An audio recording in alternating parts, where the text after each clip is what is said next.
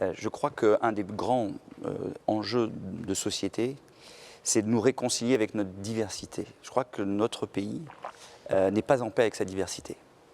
Et je pense vraiment que pour les années qui viennent, l'enjeu, c'est de recréer un commun dans lequel on se retrouve, mais où chacun est fier de sa singularité, où la singularité est une force, quelque chose qu'on reconnaît positivement, pas quelque chose qui crée du communautarisme ou de la différence négativement perçue, au contraire comme une force.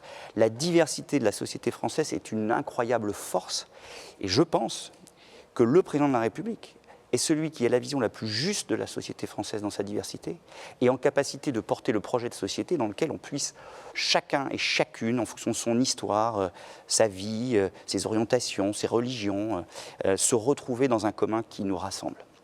Et c'est pour réussir ça, il faut évidemment que cette élection présidentielle soit couronnée de succès, j'en suis convaincu, pour le président de la République. Mais il faut aussi qu'on réussisse trois grands autres défis. Le premier, c'est l'Europe.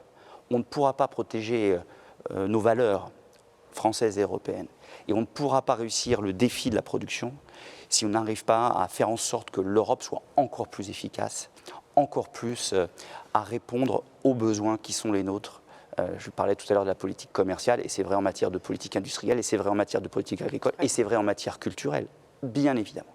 Et en prenant en compte les deux autres défis qui sont au-dessus de tous les autres, c'est le défi climatique, bien sûr. Et vous avez rappelé, Anaïs, tout à l'heure, l'importance de la décarbonation de notre production. Et c'est le défi Afrique, le défi de l'Afrique.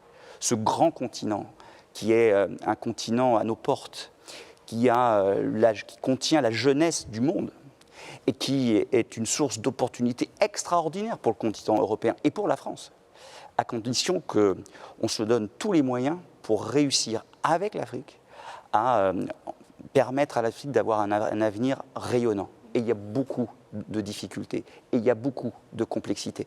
Mais si on ne réussit pas à relever ce défi de l'Afrique, nous Français et nous Européens particulièrement, alors tout ce que l'on dit, nous, cet après-midi, ne pourra pas se réaliser. J'en suis absolument convaincu. Et d'ailleurs, c'est pour ça que le président de la République a voulu faire en sorte que l'Afrique soit au cœur de la présidence française du Conseil de l'Union européenne. Et il a raison pour ça.